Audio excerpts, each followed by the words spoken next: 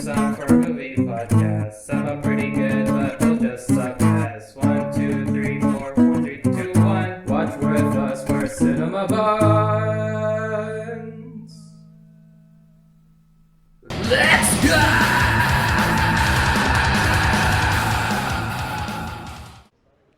Hello and welcome to Cinema Buns. I'm Ritter. I'm Mike. You also like Kevin.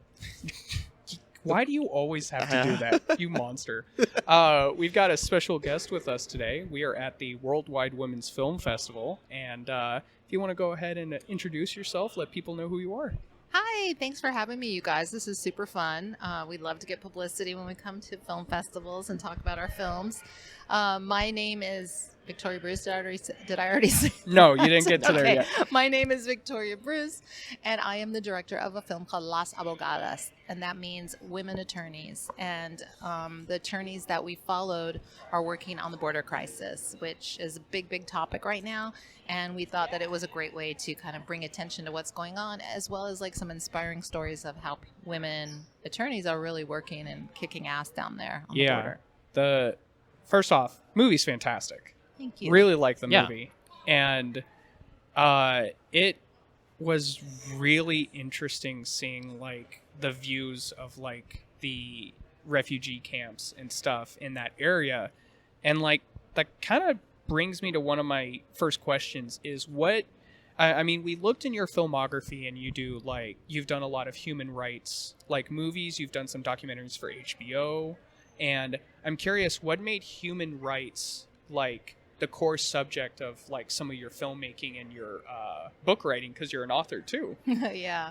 So I think, human rights and civil rights and, women's rights, they're just things that I grew up passionate about because that's what my mom was into. Like I knew what Amnesty International was when I was like 5 years old because my mom would write letters to try to get people out of prison in foreign countries on her old typewriter. I'm like, what are you doing? And she's like, well, these governments are terrible and they're imprisoning people because they don't want to, So I just grew up like that. My mom was always out for, to help people, have safety and rights and everything like that. So those are always topics that I'm drawn to. Was filmmaking like just kind of like the vehicle you wanted to use when you were growing up, or did it just kind of happen? Yeah, I got thrown in. I got pulled and kicking and screaming into filmmaking. I freaking hate it. I hate it. I hate every minute. No, I like parts of it, but I don't like a lot of it.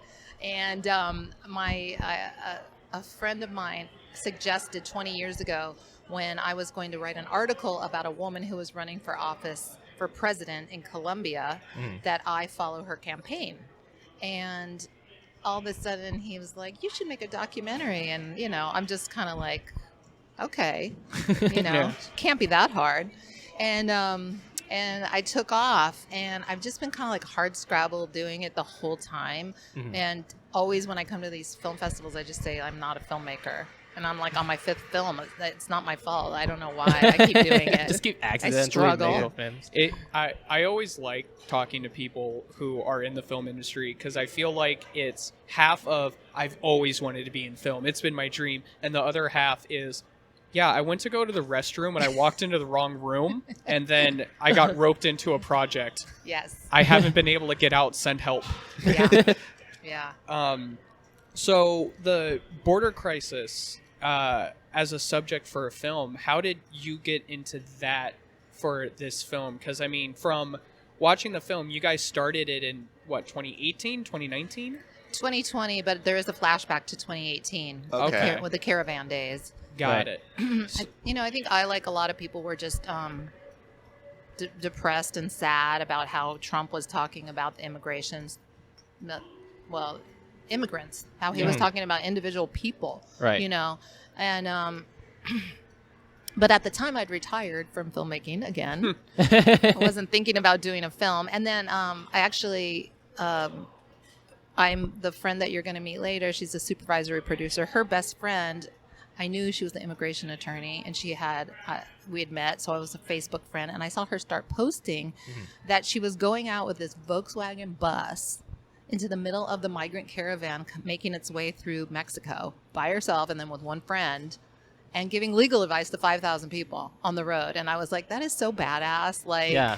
if anybody needs a documentary, I got to make one about this woman, although I'm retired, so I'm not going to. But anyway, obviously, Someone Yeah. should. the rest is history. Woke up the next morning. Why do I have a camera in my hand? Exactly. Where am I? Exactly. Oh, I'm in Tijuana now. Yeah. Yep. So were you in Mexico doing filming and stuff with them? Was it like, did you have a couple of crews, or because you guys, like, the film covers basically all of Mexico, Yeah, because it's you're a lot. like northern Texas border Mexico Uh-huh. to super East Coast Mexico to you're practically in South America. Yeah. So were you traveling to each city? I've been to each of those cities. Yeah. Wow. And I do it with a skeleton crew. These are not high budget projects. Mhm. All my crew work pro bono for me. They're all my friends. We kind of do this on each other's projects. Yeah. We try to make money other ways so we can make documentary films that we are passionate about. So, like, my director of photography, he works for Kaiser Permanente. He's the big director of communications. He's a great DP. Right. My other producer is a great producer, and so these people came and just because they were passionate too, and we went down there 1, 2, 3, 4, 5 or 6 times to different areas of Mexico, and to the refugee camps. How long on average did you spend in each area? So a week, 10 days at a time I would spend. Yeah. Okay. Wow. So when it came to actually like bringing cameras and stuff in there, I could see in the documentary that a lot of these migrants were very like wary of you and the cameras and stuff like that. What was it like? What like obstacles did you encounter trying to like build up enough trust to let you talk to them? Because like they're in a horrible situation where they're just getting beaten down by multiple governments and just being told, yeah, you're not getting in. And like the most heartbreaking scene was like her talking to the mom, like, yeah, the gang's threatening to kill you and your family. But sorry. That's not enough. Yeah. They're not a governing agent, so that doesn't count. And you'll most likely be declined as soon as I think you, she like, cross straight over. up said, you will lose your Yeah. case. And at the time she would have. Yeah. At the time she would have, because the laws were changing all the time, and that was something that Trump had canceled the ability for people to apply for asylum and stay in the United States because of gang violence, and that's the case where they had killed Nancy's husband. But to your point, I have to disagree with you, because when the migrants are on the road and they're running for their lives basically, and they see a news crew or a camera crew, like 90% of them want to immediately talk and tell their story. Really? Yeah.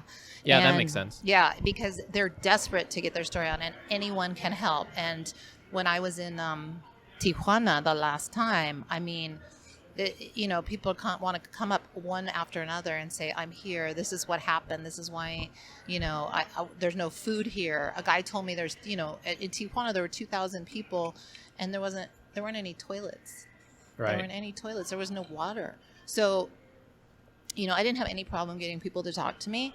The problem I had were the lawyers, which are the subject of my film. They were working hard.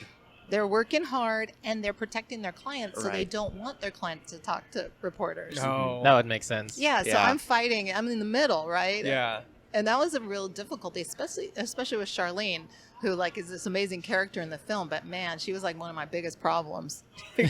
Right. She's like, can you leave me alone? I'm She's doing too good stuff." at her job. Yeah. Yeah. And I assume they would also get like just completely surrounded by so much people. It would be like just very difficult to film anything just in a sea of chaos and people walking around. Yeah, well, and it's scary, right? I So both Tijuana and Matamoros, where on the border with the U.S., Texas and L.A. respectively, or San Diego, it's just very scary. It's insecure. There's a lot of kidnapping and killings, and so Charlene didn't want us to put a target on her back by following her around like she's somebody special. Right. She's from India, but she could totally pass as any Latina. Right. Uh-huh. And And her Spanish was like really her good. Spanish is great. Yeah. Yeah, I mean the first time I saw her, she had to get a Home Depot bucket and turn it upside down to be tall enough to stand and give a charla, a chat on legal aid to migrants that were indigenous and didn't even speak Spanish. And so they would have Oh, like okay. their translator. And I wanted to film so bad. I mean, that was the greatest scene. You know, somebody Yeah. just like this little firecracker, like turning over the Home Depot bucket. And she was like, no filming. I was like, yeah. Oh wow, there's a bunch of stuff just like on the cutting room floor. I'm imagining. Oh, there's a bunch of stuff. Of course, there always is. Yeah. Yeah. Right. Yeah, I can't imagine how much footage you've got that you're just like, can I? Yeah. Please? And they're like, stop. Oh, I've been told, yeah, don't you put that on camera. I'm like, "Ugh." Yeah. And I abide by that because I'm not going to put anybody's life at risk. Yeah. Right. And that's not, you know, I'm not like 60 minutes in your face. Like, this is a narrative that plays out over time. And I really believe that I want to establish good relationship with the lawyers and the migrants. And they're all still in my life. Even Charlene's back in my life now. We're Yeah. buds. That's cool. So we spoke with a filmmaker about a year ago now who did a lot of filming in Vietnam, and he experienced a lot of issues with, like, maybe not issues, but a lot of obstacles when it came to filming from the government itself.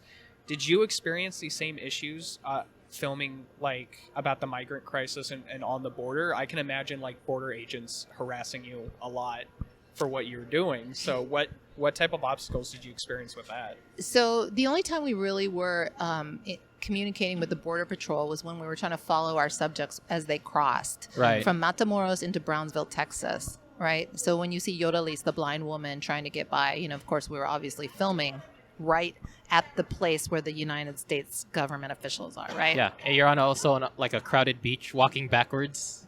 Yes. Yeah. As far as that, we did have Charlene mic'd one time, and she forgot and went in and then was talking to them, and they saw the mic on her. That caused a little, you know, scuffle, and then we just played dumb and, you know, oh, really? We couldn't film? Okay, whatever. Oh, As we have the camera we running. forgot the mic was on Yeah, there. and we tried to put there wasn't really anything worth putting in, you know. Yeah.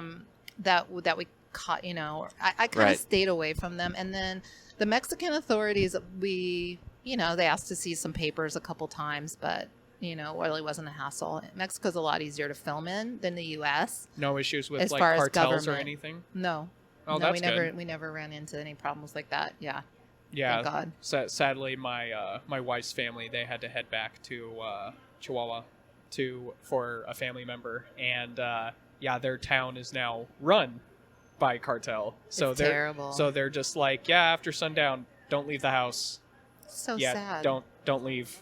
And Yeah. they would just be like, yeah, we hear a motorcycle driving down the road, and they're like, yeah, stay away from the doors. Oh my gosh. It's crazy. No, it's terrible. And yeah, a lot of Mexicans need to flee there, and they're, you know, joining all of the Central Americans and, you know, others that are at the border now and trying to get across. And then we have, you know, completely broken immigration policy. So because you even touched on that a little bit when there was one migrant that was saying, like, yeah, we have to put all the tents right next to together, and all the women and children need to stay in the same tent because, like, they bring trucks and just start carting people off, and that's crazy. So Mike, you've been quiet. What you got cooking over there? So one of the questions I had was just involving mostly the interactions you had with the lawyers, as far as, like, I don't know how much time you were actually with each of them, or like how much time you spent off camera with them. And I was just wondering how those interactions going, because they were under a lot of stress from what it seemed, and over time you can tell they were getting tired, especially near the height of the COVID crisis. yeah, thanks for that question. I spent a fair amount of time. The most was with Rebecca, and then Rebecca and Charlene. I try to stay out of their way. The idea is not to, you know, be part of the story, but I'm not super good at that.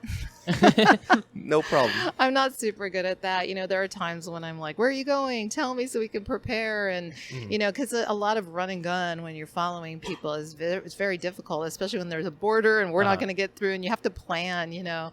So I would have liked to spend a lot more time, but then COVID happened. Right. And some of what you see, Rebecca actually filmed herself Yeah, because there was a scene in her house. Yeah. Right. And I her didn't. her husband was filming. Oh, her. okay, yeah, I didn't Yeah. know if you we were were just, trying to figure that out. Yeah. you were there also. Just happened. randomly. all during the COVID. random film clips were like, does she teleport? What the Thank hell? you. Yeah, no.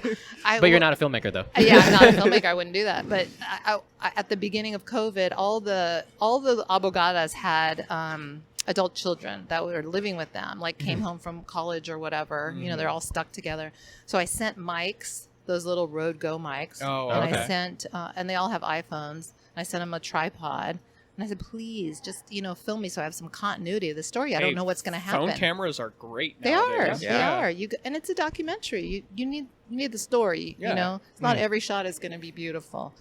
You No, gotta get it over adds that. authenticity. Now, how Yeah. many portrait scenes that were recorded in portrait mode did you have to toss away because you're like, nah, put your phone sideways, I think dude? I only used that one at the end with Oscar when he gets out. Right, And his right. brother shot that, and Yeah. I was totally going to use that. Mhm. I trained him, though. He was the one who, when Nancy and her family are leaving the camp, Mm-hmm. they wouldn't let any reporters in. So I'm freaking out because I'm like, I got to get them saying goodbye to everybody. How am I Yeah. going to do this? So he ended up shooting it, but in landscape. Uh-huh. But then when he sent it to me, it was in super low res. I was like, Oscar. Aw. But yeah, so it's like I have a good ways of getting people to do my work for me. Yeah, that Okay. that definitely helps. It does. Yeah, no, because I really liked the way that you set up the movie, kind of just building the timeline properly. And when it comes to building that timeline, how did you build your story in a way that it could feel like organic? Did you do any writing? Yeah, did you do any writing for like how you wanted scenes to play out or how the story to play out? Because I was there for most of it, and what I wasn't, I would watch. You know, Yeah. I'd watch what Rebecca sent me. I would watch what Oscar sent me. I typically let the story just percolate in my head until it works out the structure. Mhm. You know, I don't really write anything down. Sometimes I'll do like a rough assembly, and I'll remember. Like, I remember. Just edit it in your head. Yeah, and I remember when, Yodelise gets out and she's hugging Charlene, and I know this is a pivotal scene. Like, Right. thank God we were there. Yeah. Charlene was so mad that night. Like, she didn't want to go to dinner, and then getting that phone call because we were going to leave the next day. Oh. We didn't have a story. Yeah, so Right? that scene was actually like super just kind of surprising because it was the way that scene worked. It kind of just like showed how quickly things changed in specifically just Charlene's line of work, where she just gets a phone call out of the blue, is like, you need to get Yodelise right now. They're At gonna night, let her like in. 9 o'clock And at it's night. like, okay, and you just happen to be there. Yeah. God, that was such a good scene. Yeah, Yeah. because you can also just see the weight come off her shoulders too as Yeah. soon as it's. Yeah. I was gonna drink margaritas, but you know what? This is better. This is better. Exactly. Yeah. It's good for my liver. Yeah. She And says. I love she gets the phone call and we gotta go. Get in the car. We're leaving now. Yeah, it's like so fast paced. Yeah. Like as soon as you get a small window, you gotta just like take it. Yeah. And there was there's a time we were in Tapachula, which is in the south on the border, and there's a whole bunch of shit going on. And man, it would have been so dramatic, and she would not let me film anything. We filmed this one meeting, and then somebody said something that they shouldn't have said, and then I got called for. I mean, it was just like that was that point when I was ready to give up. I've got my supervisor producer here. I came back to where I live, Maryland, and I was like, I'm done. I just spent so much money. I got nothing on this trip. And then all my friends gathered around me. Kristen Strecker, she's Rebecca's best friend. So she's the one Okay. conduit to the story. You want to say hi? You got to Rebecca. first. Hi, I'm Kristen. Kristen is a Motorola engineer career who Uh-huh. retired.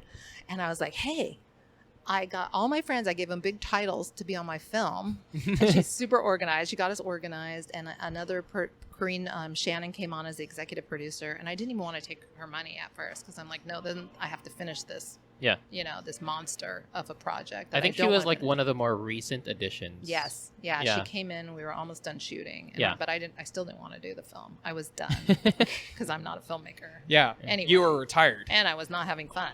I will say that she said she would never do a documentary again. Her last documentary, she was done until she heard what Rebecca was doing on the border Yeah. or in Mexico City at the time, right? And that was it. A little bit is your fault because Yeah. you introduced her. Yeah. You showed Yeah. her Rebecca. Thanks a lot. Yeah.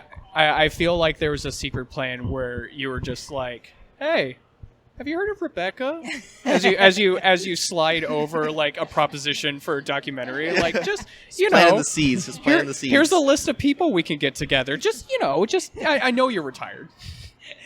I wish it was like that. It was actually even funnier because all of a sudden we invited Rebecca over for lunch, Laura and I, and then you came. Kristen had no idea why we even invited her, so it's like she's out of the loop, but now she's big part of it, and a huge helpful part of it. I love you, sister. Chingona.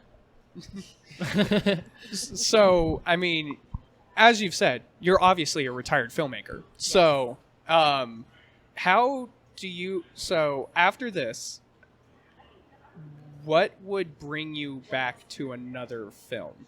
Because what's the next big cause? Yeah, what's the next big? Because I mean, from talking to you, you seem very passionate about what you do and about like the topics you want to cover, and like this topic clearly kind of just fell in your lap, and you're like, okay, I have to do something with it. And do you see yourself doing that again if the right topic comes up? I think it's more like if the right checkbook comes up, to be honest. Yeah. Yeah, and that's just because that the hardest part is financing a film. Yeah. You know, Yeah. I have a billion creative ideas. I have a billion causes. Child sexual abuse is a huge thing. I'm working on a book on that. It's very, very hard. I don't know if I could do it as a film, as a story. But there are always stories. I'm a story chaser, but like if you're trying to put it on film, you need hundreds of thousands of dollars to do it right. Yeah. And if you're making a film like this film will not make money. This film will not be sold to, for $1 million at Sundance. So that's what it'll take. And I said that when I retired before, and then I had lunch with a guy, and he gave me like a check for $500,000, and I made my last film before this one.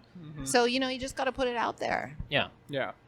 You I never think- know who's gonna bite. I think that's Yeah. kind of like the advice a lot of filmmakers and just artists in general have said, that just like if you have like an art project in your heart that you want to put out to the world, just do it. And then, because like it's the journey, really. It's just making the process of making it is the thing that makes it worthwhile, and then just whatever happens. So we know how since Charlene and Rachel were working together, Rebecca. Charlene and Rebecca. Where did Jody and Mulu come in? So Jody, I had seen her post on Facebook, and she's an incredible writer. And so she really brings you down. And I just reached out to her and asked her if she would be in the film. So she works with Charlene. You see her in the scene a couple times. Her doing that sidewalk, lawyering, the sidewalk attorneying. That's what turned into what became Charlene's job. So they kind of work in the same areas. And then during the time that I was working, I started hearing about Africans being at the border. And Yeah. it just made no sense to me. Which was also like, kind of like news to me when I first saw the film. That was a new one for me as well. such a trip, right? You're like, how did they end up here? That seems like a very long journey. And so I really wanted to explore that.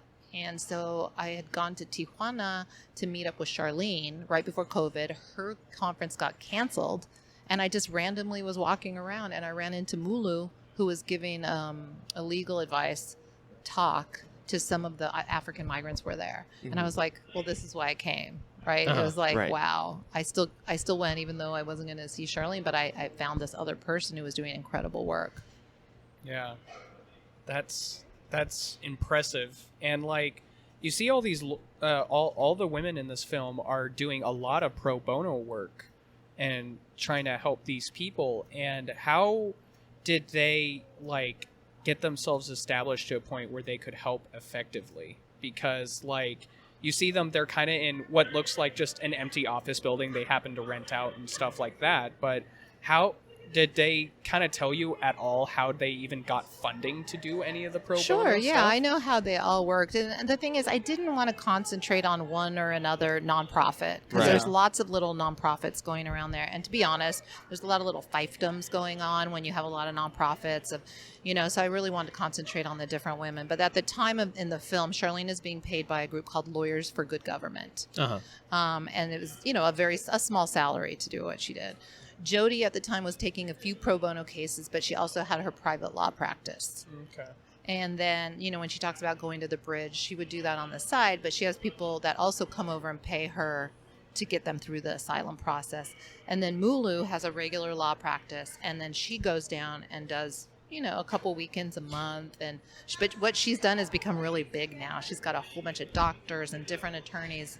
And that's I think the reason that we made this film too is like get people to help one person at a time. Right. So, I mean, you brought up how, and we all discovered it in your film too, about the whole African migrant in Mexico as well. What type of differences did you see between, the Honduras and Ecuadorian migrants versus, migrants from Africa when it came to going through the progress? I mean, you touched on it a little bit on the film, but were there any other, major differences you saw that was, apparent? Yeah, I know these stories intimately because my son is the editor, and he was also a refugee from Cameroon that I met making this film. Oh, wow. He's in as a cameo. He's with Martine and Raisa when Oh, they're okay. first talking to Mulu. And he approached me on the street and he said, I'm a cameraman and I had to escape my country. And so their journey was much harder because, you're not allowed to transit through Mexico without a visa. And they trap the migrants in Tapachula, the state of Chiapas. And so every time they would try to get out, they would get smuggled out to try to get to the northern border. They get caught, because they're black, and they just stand out. And the police so they kept getting thrown back into detention and back into detention.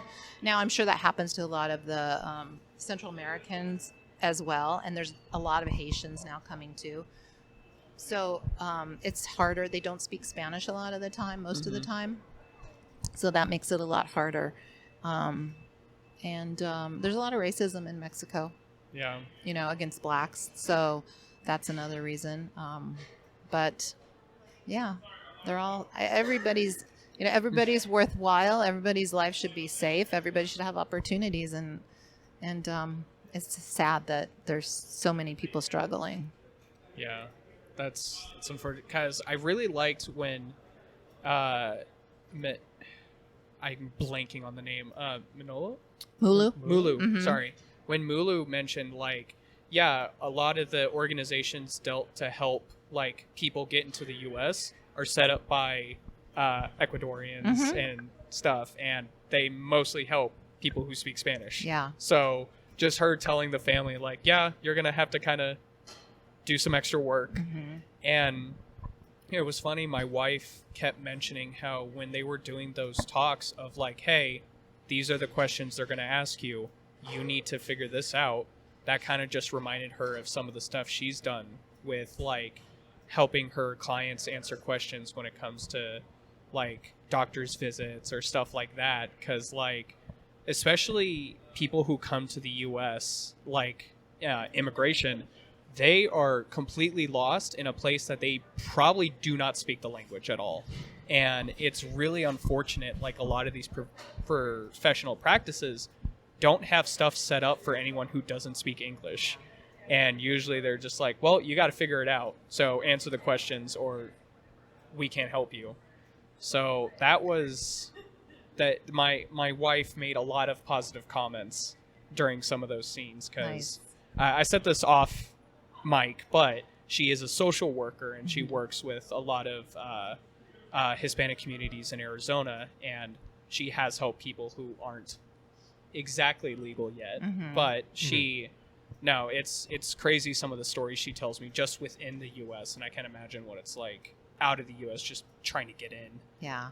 Well, it's hard. It's Yeah. hard. But I have to say, all the people who came, they're all successful and doing well and in different processes. But then, it's you take the grime off of walking through the jungles, and they just look like you or me or him or her, and you know, we're all equal, and like just you see the opportunities given, and then just the lives bloom, and it like that being a refugee doesn't define you.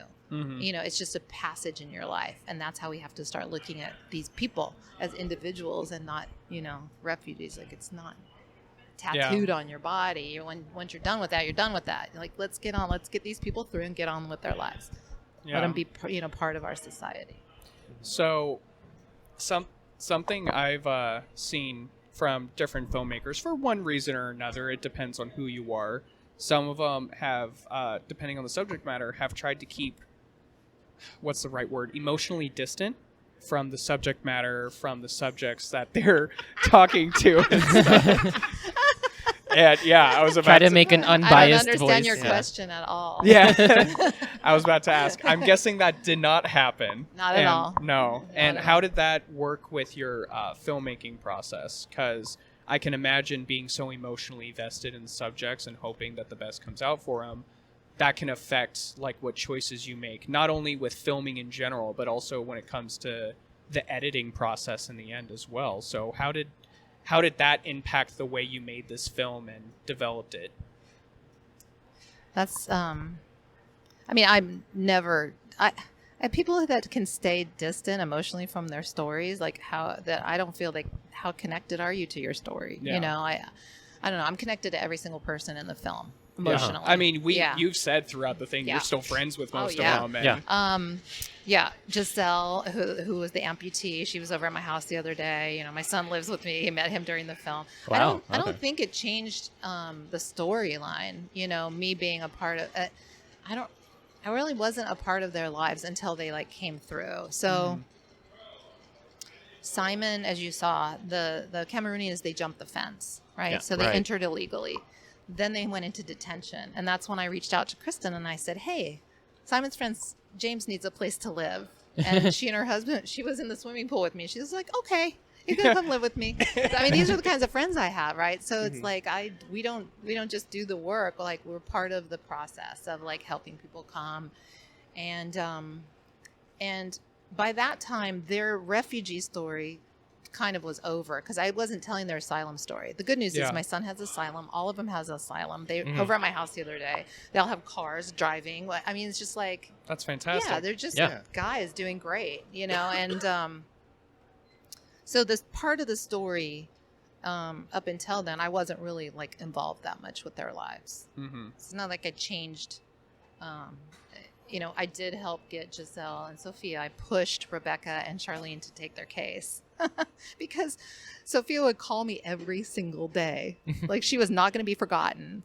And I'm telling, Nancy did this. Like, Nancy was like, she's a talker, right? Like, I tell people when I'm on panels and stuff, like, if anyone ever in your life or you need help, like, talk to everybody. Like, Brittany Griner got out of Russia because her wife didn't shut up. Right? Uh-huh. Her family didn't shut up. Then when she got out, everybody was like, well, what about so-and-so? I'm like, we never heard of him. Where's his family? Right? Like, Yeah. because the government will tell you not to talk. And people will tell you don't say anything. And no, it's the squeaky wheel, definitely. So anyway, we got Giselle and Sophia over, and that was definitely on my part. But again, Charlene wouldn't let me film. Right. So I don't even have that. I just want to add too, because I forget the name of the family, but the one where Rebecca told them, oh, that's really with the two kids? Yeah. Oh, all right.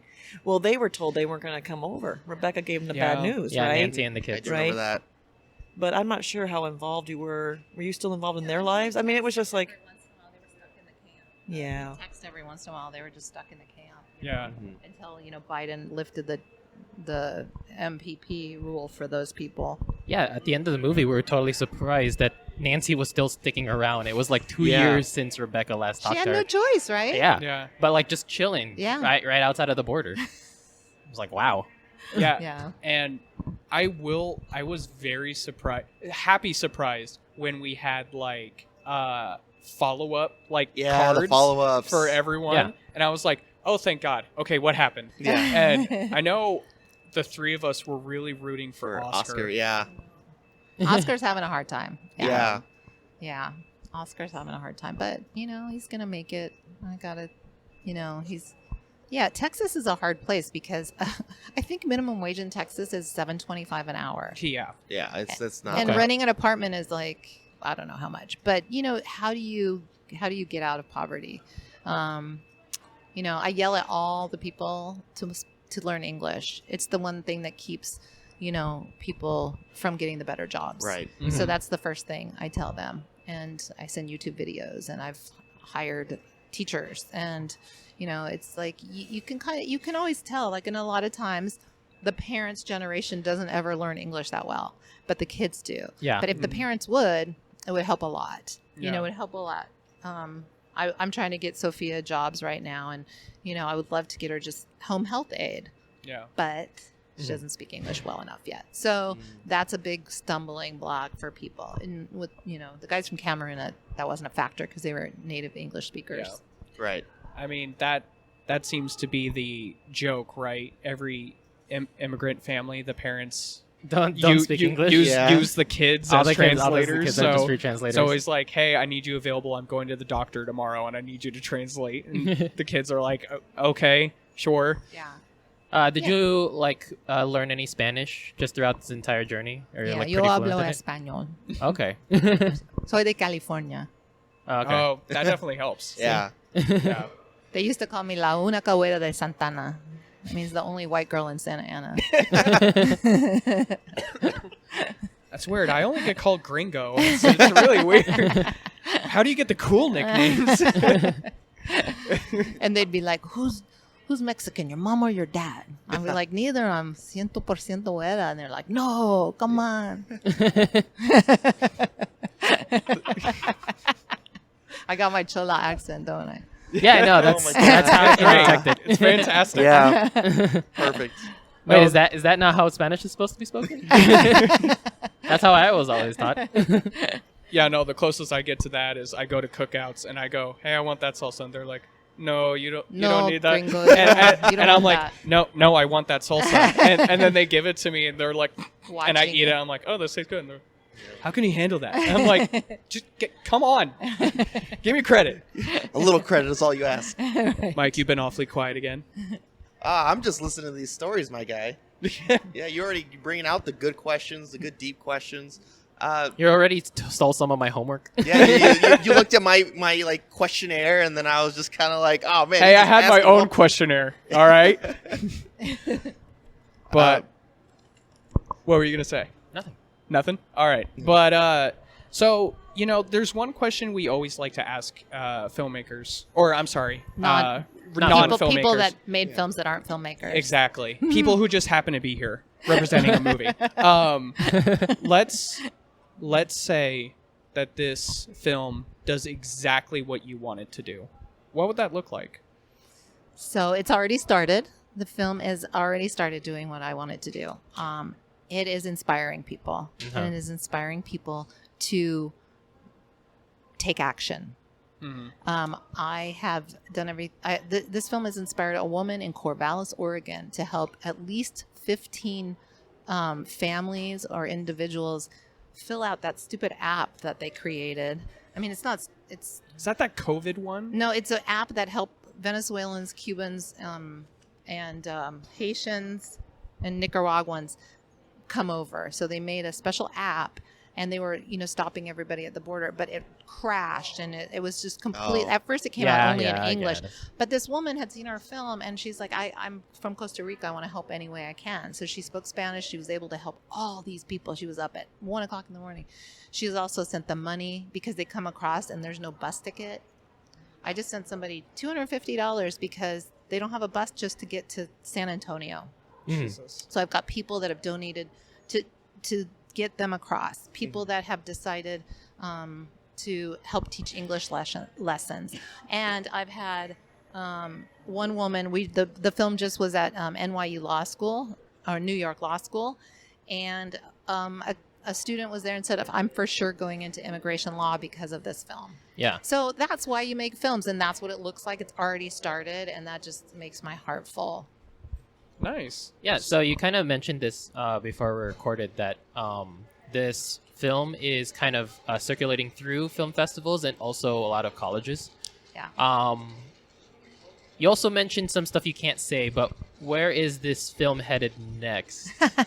Well, we do have dates in Washington, D.C. Okay. We have dates in Annapolis, Maryland. Those two we can't announce yet because that's kind of where we're from. D.C. is going to be a big one because, all the policy is made there. Right. So immigration policy is federal policy. So when people are mad at Abbott, I mean, what he did was kind of a dickish move to put people on buses, but it was important because it's not for the state to handle a huge flux of immigration, and they shouldn't just be left down there. This is a federal issue, and there's no policy. Biden's doing nothing as far as once they're here, right? He keeps forgetting. He's like, oh yeah, Obama. Anyway, but so that we're going to Vancouver, we're going to Bangladesh, we're going to India, we're going to France. It's resonating all around the world because even in Europe they have similar issues. I imagine, yeah. Yeah. I think Syrian a lot, refugees. Yeah. There is also like quite a bit of anti-Middle East like sentiments and immigration, especially like in Europe. So I'm curious, actually. You just made me curious. Like, is there any like kind of similarities in how European countries handle immigration to like how our country has been handling immigration? Yeah, and I would say these are always things that ebb and flow over time, right? So I think for a while there was a lot of absorption of immigrants into Europe from Syria and then other countries, Africa. And there's a lot more right-wing governments taking over parts of, or, even strongly. I mean, Marie Le Pen in France got a lot of support. She didn't win, but there's this feeling, there's a lot of anti-immigration feeling. And there's been some horrific things happen, like a boat that was a rescue boat, an NGO rescuing migrants, got stopped by, it wasn't Italy, I don't forgot what government, sorry, I'm not really that up on it, but stopped them out in the ocean and wouldn't let them come back and was forbidding them from saving people that were in boats coming over. So it's horrible. I mean, it's just a mess. It's just a mess. Like what other animal treats their own species like this? Yeah. None. Zero. So they haven't you haven't played the movie there yet, but is there like much European reaction to your movie, to those of them that have seen it? Yeah, so far it was only in Italy, and that's why I was hearing stories about, they're feeling the same thing from their governments, real anti-immigrant rhetoric, and now it's going to France. Wow. Isn't it, because, I mean, it doesn't matter where you go, like, migrant issue and people trying to escape persecution and violence is always going to be apparent, and it's always going to be relatable. So I would be surprised if this movie doesn't get reaction wherever it goes, because I feel like it doesn't focus so heavily on specific. I mean, it focuses on the U.S. aspect of it, but that's not the center point of the film. It's more of just the lives of these migrants trying to deal with these situations and how they're told by governments, and in this one it just happens to be the US, no, you can't come in. And just I feel like that focus of the film works in its favor a lot. Thank you. Because it kind of resonates more universally.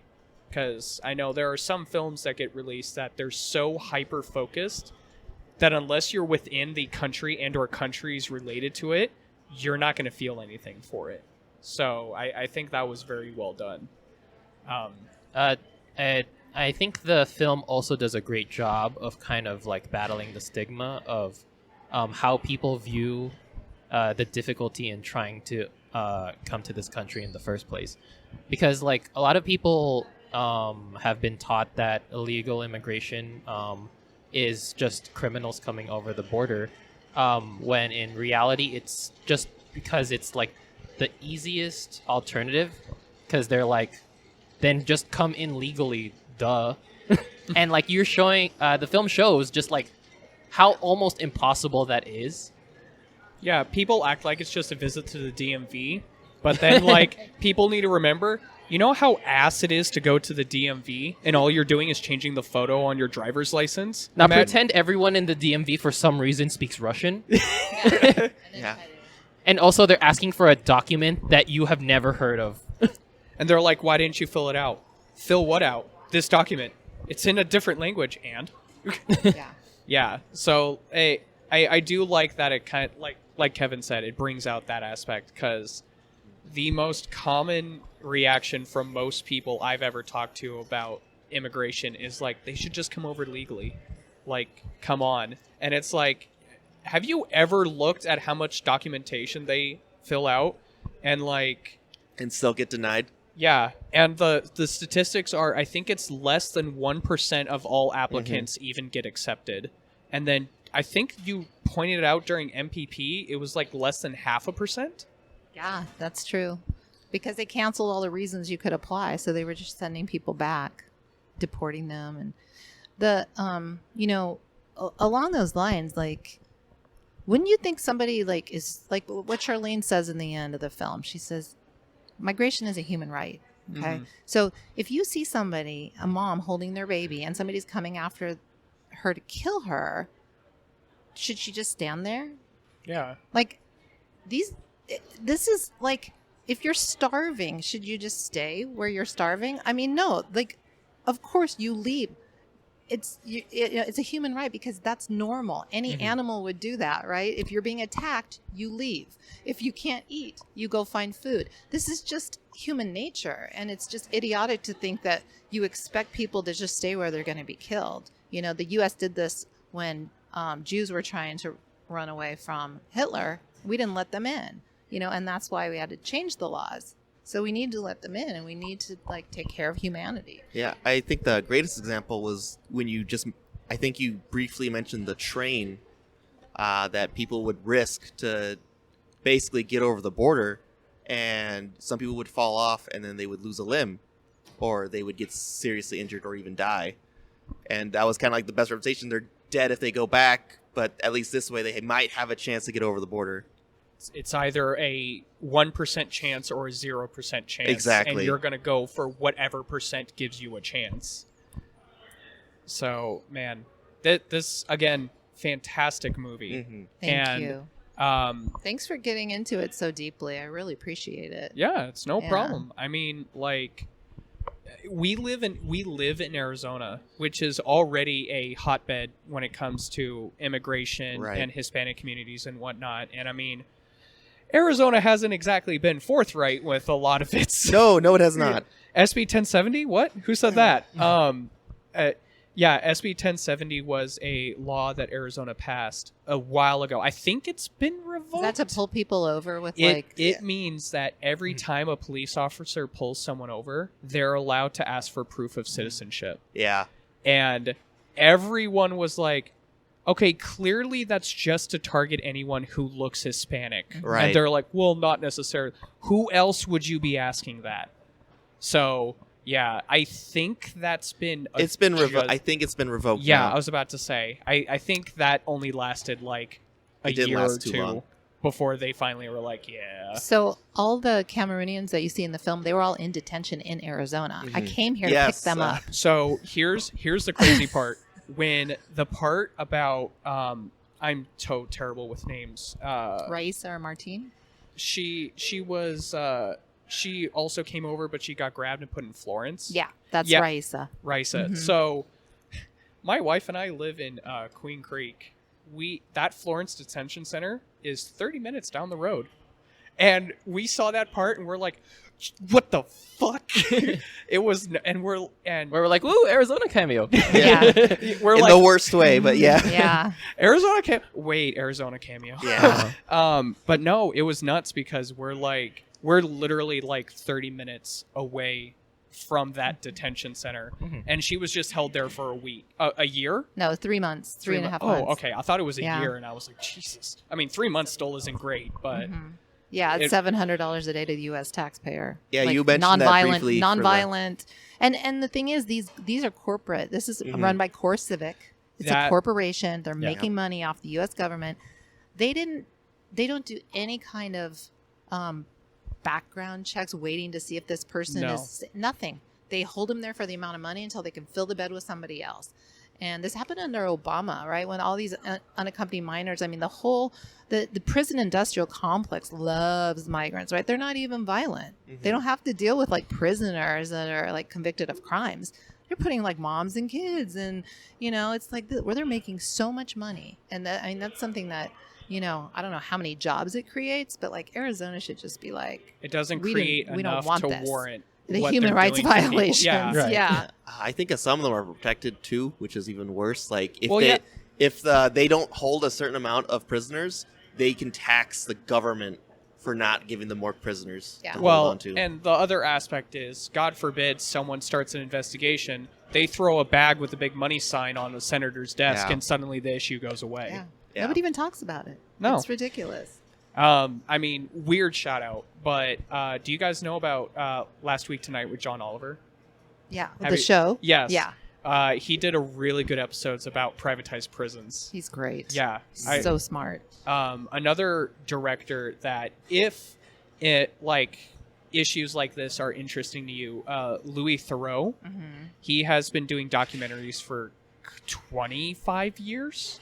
Don't look at And me like that. He does documentaries for like 25 years, and he has covered such a wide range of topics.